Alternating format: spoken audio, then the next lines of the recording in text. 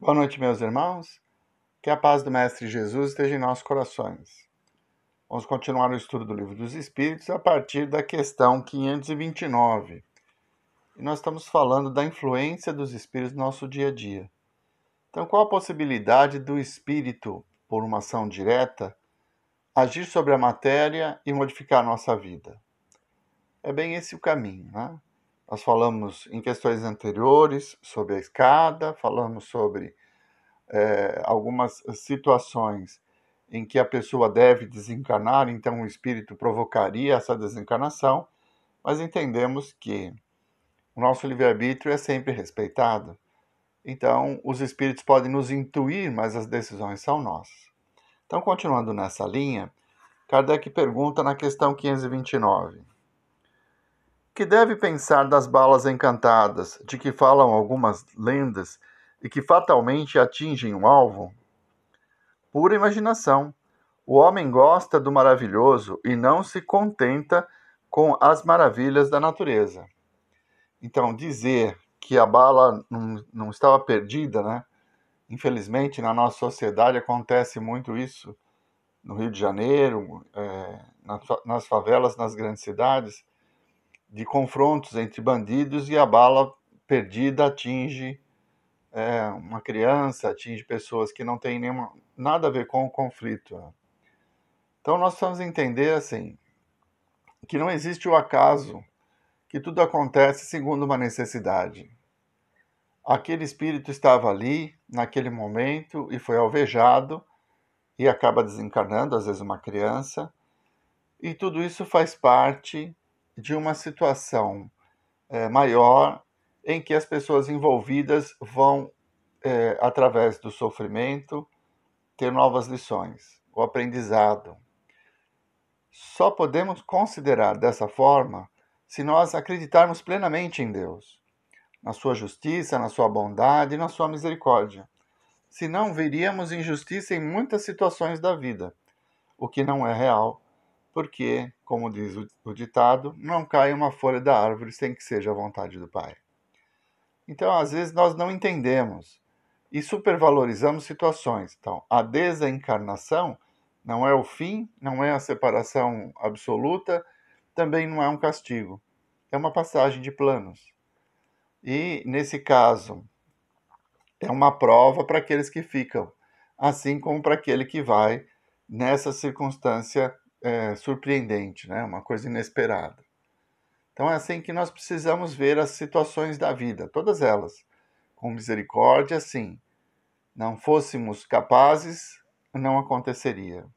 Com justiça também. Não fosse meritório, também não receberíamos. Então essa questão de bala encantada, do maravilhoso, né? Aquela bala que tem o destino, que vai atingir mesmo o seu alvo, isso não pode ser por efeito dos espíritos. São situações que acontecem e que, para compreender plenamente cada situação, nós temos que saber a história pregressa daquele espírito que desencarnou. Há alguns anos, nós tivemos um assalto em que rapazes roubam um carro e tinha uma criança no banco de trás. E ela fica presa no cinto e acaba sendo arrastada por um grande trecho.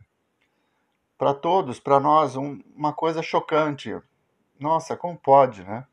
Uma criança sofrer dessa forma. E muitas pessoas até hoje odeiam os ladrões que provocaram esse incidente.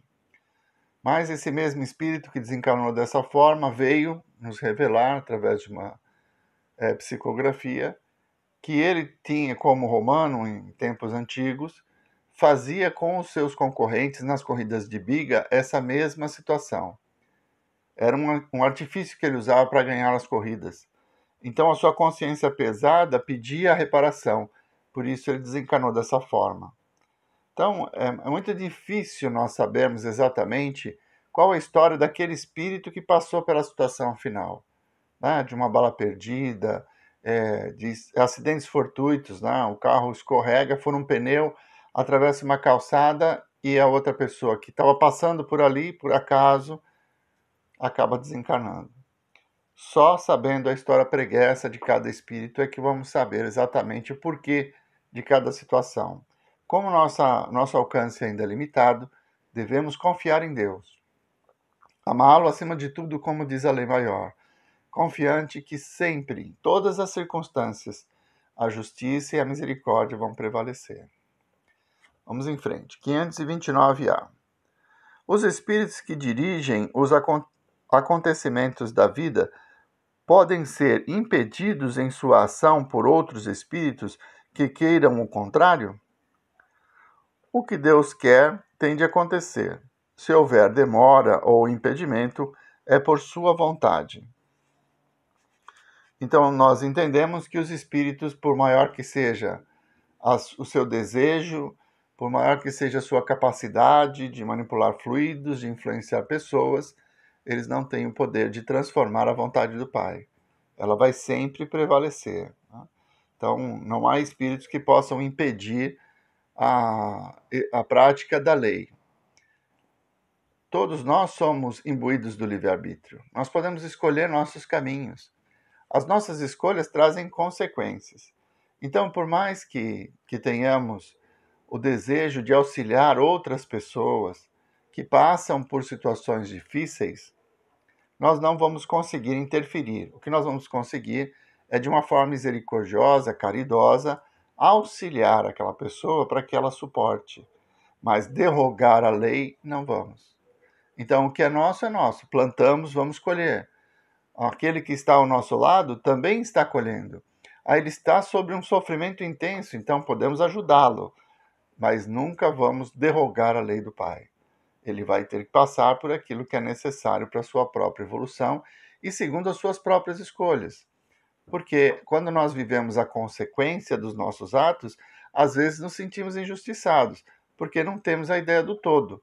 Mas a realidade é que a cada um é dado segundo as suas obras. Então, não é possível que alguém queira o meu mal e só pela vontade desse ou dessa outra pessoa isso vai acontecer. Só vai acontecer se for a vontade de Deus. Como disse a resposta, a vontade de Deus vai sempre prevalecer e não há meios de impedir que a lei se cumpra.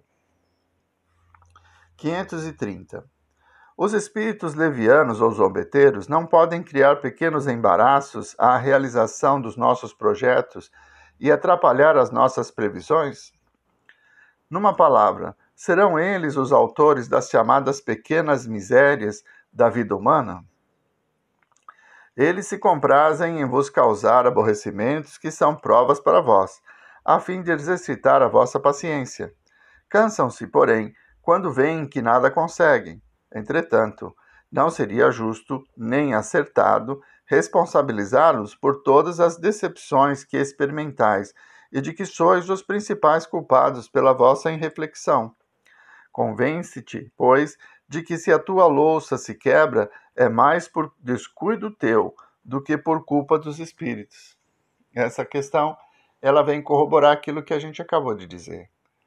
Nós construímos o nosso futuro. Os espíritos que estão ao nosso redor, caso tenha uma diferença conosco, algum momento nós os ofendemos e por isso eles têm o desejo de nos provocar sofrimentos, eles podem ter esse desejo, mas só ocorrerá aquilo que for aceito por nós mesmos. Então fala assim, mas existem processos obsessivos de fascinação, de subjugação, onde o espírito comanda o encarnado. Sim, existem, é fato. Mas por que isso acontece? O espírito que está sendo subjugado, ele tem uma relação de culpa, ele acredita que essa submissão é meritória, então ele escolhe se submeter. Eu costumo usar o exemplo daquele marido machista e da esposa submissa. Então o marido machista agride a esposa e ela continua com ele. Às vezes os vizinhos, os parentes, conhecendo a situação, pedem para que ela o denuncie e ela não denuncia. Por quê? No seu íntimo, ela acredita que ela é culpada dessa situação. Então, enquanto isso não mudar, ela vai sofrendo as agressões, vai sofrendo as humilhações E todas as vezes ele diz a mesma coisa: a culpa foi sua. Se você não tivesse feito isso ou aquilo, eu não teria batido em você. E ela acredita. Então, no momento em que ela levanta e percebe, aceita a ajuda das pessoas que a amam, e percebe que se ela disser não e se afastar, ela terá forças para superar essa situação, a subjugação termina. O mesmo acontece nos processos obsessivos. Os espíritos têm esse desejo, eles querem nos atrapalhar, eles vêm nos perturbar, colocar situações delicadas, né? Uma coisa que era para ser corriqueira e vai testar a nossa paciência. Se nós tivermos a paciência de superação, nada vai acontecer. Nós vamos passar pela situação. É aquela história. Eu estou atrasado para ir trabalhar. Chego na garagem, o pneu está furado. Eu posso me revoltar com essa situação, ficar muito bravo e estragar todo o meu dia. Ou eu posso trocar o pneu e ir trabalhar. Sempre a reação vai ser minha. Eu é que vou escolher o meu estado de espírito. Ah, mas a pessoa fica me provocando. Tá, ela fica te provocando. Ela está testando a sua paciência. Mas, ainda assim, irritar-se com ela é uma escolha.